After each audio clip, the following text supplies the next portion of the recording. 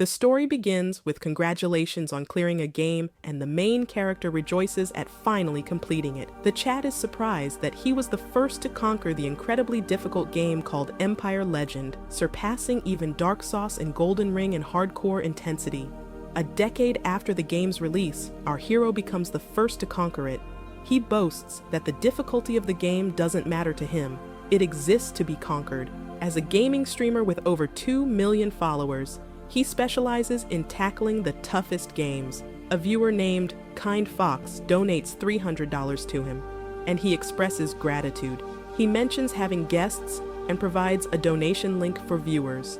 The hero praises his gaming skills, stating every gamer dreams of conquering an impossible game. However, in the chat, people are accustomed to a character named Saint who died in the final battle, leaving only the main character, Lucas, alive. Our hero didn't aim to save everyone. His goal was to complete the new game. After finishing the game on the highest difficulty level, the statistics show that Lucas didn't budge an inch against the boss he defeated, surrounded by the corpses of allies and enemies. Our hero is perplexed by this, as even though it's just a game, Lucas's posture looks sorrowful. Credits roll, and Mr. A is credited with all positions.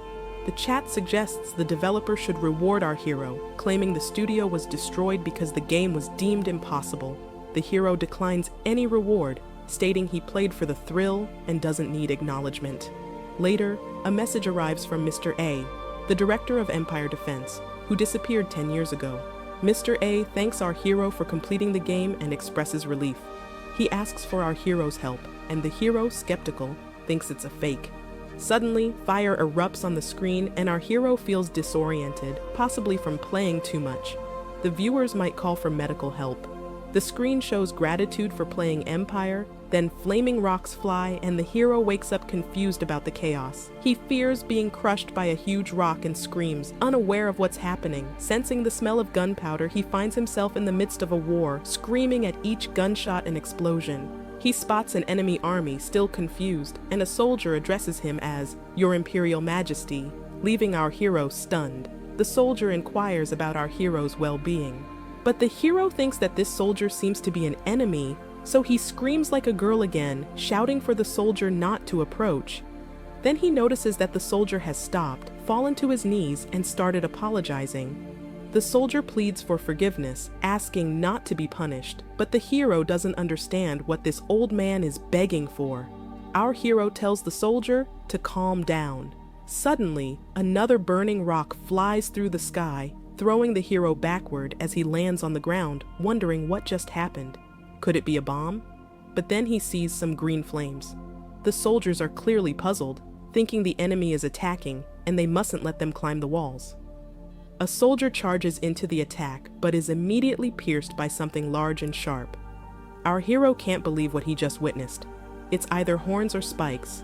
Suddenly, one of the soldier's arms flies straight toward our hero, leaving him stunned and frightened. More and more soldiers perish from the claws of this monster. Our hero wonders what horror lurks behind the wall. Then, we see something resembling a giant spider approaching our hero. The spider tries to attack, but an army arrives just in time to assist. However, the spider dispatches these soldiers like a Greek salad, and our hero's body freezes in fear of the spider. The hero thinks this must be a dream or Galena playing a prank. Meanwhile, the spider begins its attack on the hero. Someone tells our hero that denying reality is too banal, as if tearing the spider in half. The hero realizes the blonde guy's face is familiar. The blonde guy asks if the hero is injured. Then our hero understands that this blonde guy is the character from the game named Lucas. Lucas seems to be late, thinking our hero probably injured his head. Still, Lucas is happy that our hero for the first time called him by his name. Our hero couldn't remember Lucas's name before. He's surprised because it's indeed the same Lucas from the game. However, our hero doesn't understand what's happening. Could it be possible that he's now inside the Empire Defense game? Accepting this reality, our hero realizes he's in deep trouble. It was the distinct game he completed just before finding himself here. A game full of slaughter, making him feel like he's in hell. The hero wonders why he ended up in this game. Then, Lucas informs him that they are under attack by an army of black spiders.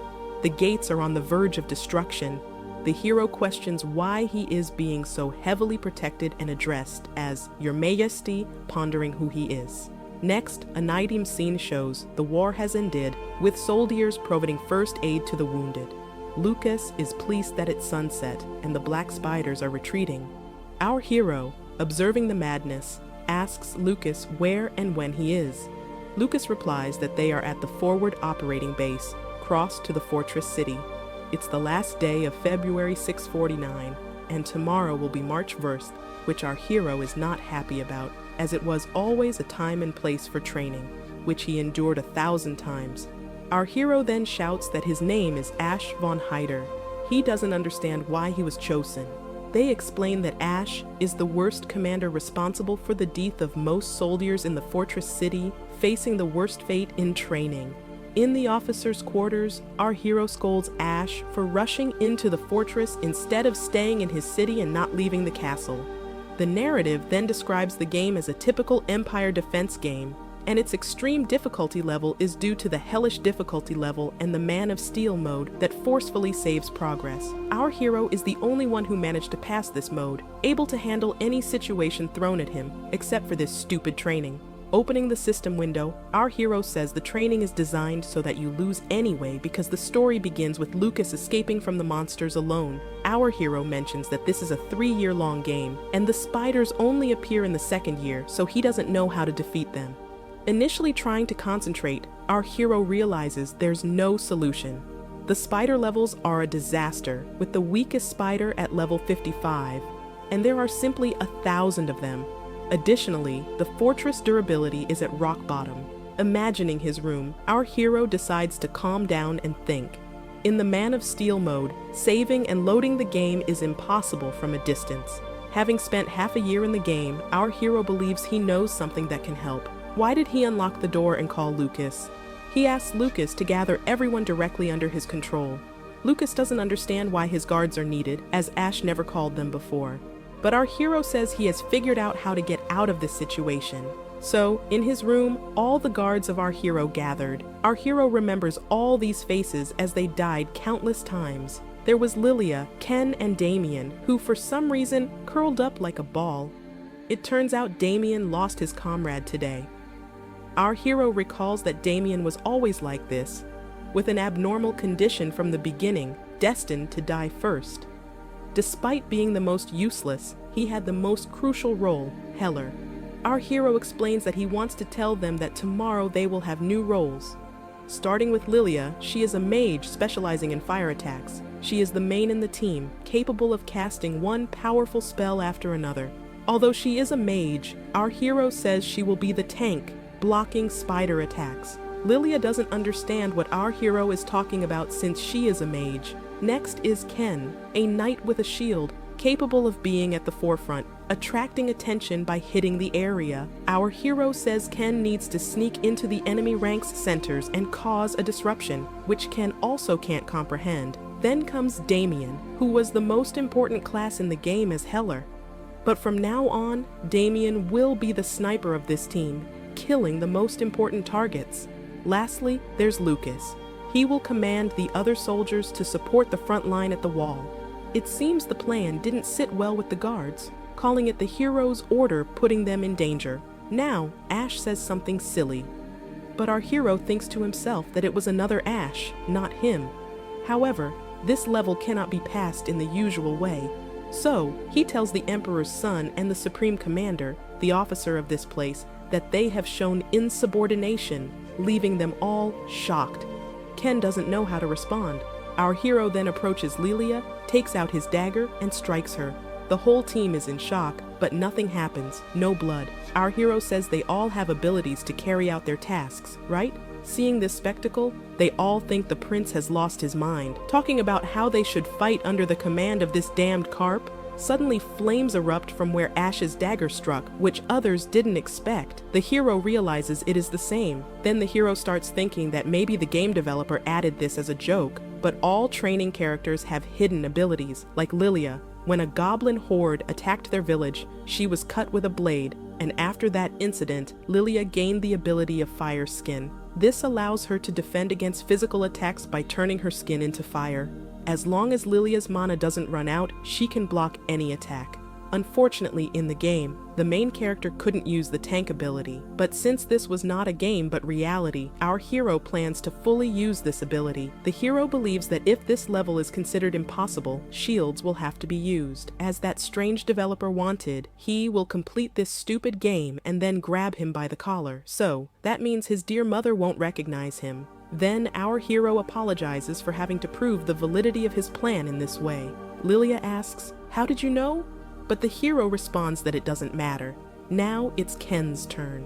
Our hero tells Ken that when he was a child, he used to steal a little. Isn't that right? But since he's from the slums, it was normal for him. However, breaking into nights was not such an easy task. Ken asks the hero how he knows, but the hero replies that it doesn't matter. What matters is that Ken can be stealthy whenever he wants. Ken says our hero was right. Next is Damien. Ash says that Damien is the most important person in this plan because his eyes are magnificent. So Damien vividly sees his friend's death and recounts that he was his friend from their hometown, both from the same shelter. In the midst of the battle, his friend decided to sacrifice himself to save Damien. Then Damien asks, "His Majesty, why he brought them here? What was the goal, or their miserable lives, just for his simple entertainment?" Damien asks to return his friend named Van. Ash sits next to Damien and says, "You can blame me and even despise me, but your friend Van sacrificed his life to save yours. And now, are you just going to sit and wait for your death? Do you really want your friend Van's sacrifice to be in vain because of such a shit commander like me? You must resist with all your might and avenge him." With enthusiasm, our hero tells Damien to kill the spiders and get out of here alive to teach him a lesson. He asks Damien if he wants to kill those damn spiders. Damien answers yes. Then he asks again if Damien wants to kill him. Damien falls silent but answers yes. The team is surprised by this. However, our hero is even happy about it and promises that if they survive, he wants Damien to take his life whenever it happens, but Lucas is against such actions from His Majesty. However, Ash stops him and says that if the plan fails, they will all die here. In that case, he will let Damien take his life, and our hero swears by the honor of his imperial family. And even if this revenge is aimed at our hero, he will not justify himself. After all, because of his critical mistake, their army is almost annihilated. But thanks to our hero's plan, they will be able to push back these creatures. And though it's risky, there is still a chance of victory. So he asks to believe in him just once and follow his orders. Now our hero understands that his deck is already assembled, although he doesn't know if these cards will be winning.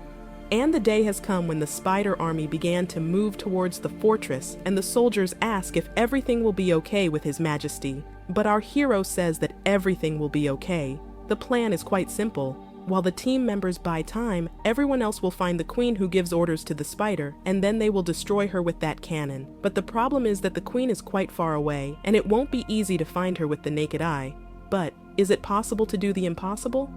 And the hero says that, of course, if he's here. Then he starts using his ability called map creation, allowing him to see the surrounding area as a mini-map. When he first saw his nightmarish statues, he was slightly shocked. But having any skill at all is something. So, using his skill, our hero tries to find the boss's mark, but quickly realizes that there is no boss mark here. But how is that possible? That the target, namely the boss, is not here? Then we see Ken and how our hero gives him all the stamina potions, and his task is to go outside and attract their attention. And for Lily, there's also a task. In case the spider manages to break through even into the artillery part, Ash wants Lily to use her fiery skin to block the entrance, and Lily says she can do it. But Lucas orders everyone to line up, and they will surely endure it, as they need to buy enough time to kill the queen. Then Lucas notices the expression on our hero's face, meaning that Ash has finished all preparations. But, as it turns out, Ash is not ready yet, but the soldiers have already started attacking the spiders. But never mind, Ash can't do anything about it now. After all, the main goal of this training is not to kill the boss monsters, and the fact that he is not on the map at all is not surprising, and most likely, he will appear during a full-scale attack. Then Ash asks Damien to look towards the spiders, because the queen of spiders might be in that bunch. So Ash asks Damien to find her. Damien looks ahead and asks if he means the spider with the lower body like a spider and the upper body like a human. And Ash smiles because that's exactly the twisted creature they're dealing with. But Damien finds it suspicious, and the hero says not to worry. She will burn in agony soon. So the hero orders the soldiers to turn the cannon to the southwest and tells Damien to finish off that queen. But Damien doubts his abilities, and Ash says not to worry. Even if you miss and ruin the entire plan, everything will be fine. So there's no need to be afraid because the soldiers do what the commander orders, so all the responsibility lies only with him, and all he needs to do is pull the trigger, and this will be his revenge for Van. With fiery eyes, Damien activates his eye ability, pulls the trigger, and shoots the mana cannon at the spiders. The hero asks if anything is visible, and the scouts report that the shot hit the monsters, and soldiers praise Damien for his precise shot, all thanks to his ability, the Thousand Eyes, which allows seeing everything and hitting everything, and this ability will never let you miss. After all, in the game, he couldn't hold real weapons, but here he just needed to grab the cannon. But then Ash notices something. He sees that the spiders are still alive, and the soldiers inform our hero that the spiders continue their attack using square formations, which also advance into the artillery part. This angers our hero, saying that these hordes are not as stupid as he thought.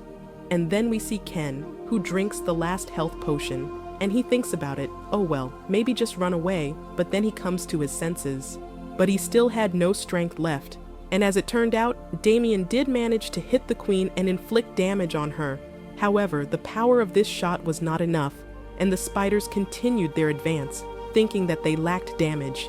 In the game, the queen of the spider army would die from 1 or 2 shots of the mana cannon, and compared to combat monsters, she wasn't that strong.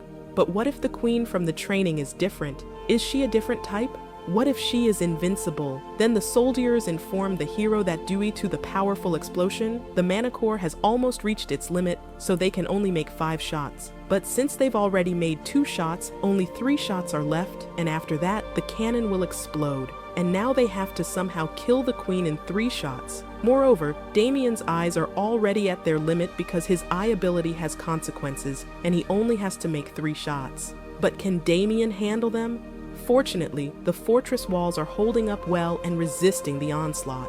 Then the soldiers shout that the Annihilator is approaching, and he is trying to break through the walls. But our hero doesn't understand why the Annihilator suddenly appeared here since there was none in the game, so he tells everyone to focus all firepower on the Annihilators. But the giants are just tickled, and with their giant bodies, they wash over the walls, after which the spiders rush through the hole. So Lucas shouts to the soldiers to get ready and go down to the first floor, and Ash reassures a soldier that everything will be fine because the soldiers below will protect them, and before these spiders reach the mana cannon, they must kill the queen. Later, Damien takes another shot and hits the queen directly, but Trujillo was still alive and there was still time. Ash orders to load another projectile. Meanwhile, Lucas and the soldiers fight on the first floor, but many soldiers are facing defeat, and at this rate, no one will be left alive. Our hero all this time didn't know that while he was playing this game, real people were dying. And death is not just a number, but a horrifying sight accompanied by screams and the smell of blood. At this rate, the mana cannon will be destroyed before the 4th shot rings out. And Ash doesn't know what to do and how to get out of this situation. But then, Cain shouts at these strange monsters to look at him. He drinks potions and shouts, "Yakin, Knight of the Empire." Thus, he draws their attention and then runs away so that the spiders follow him. Then he notices a big rock and uses his pickpocket survival ability. But our hero noticed something. He says that Ken had no health left at all, so his ability was cancelled, making Ken an excellent snack for the spiders. And the last thing he managed to say was that he shouldn't have trusted this dog, after which the spiders simply devoured Ken, and because of that, our hero felt real fear.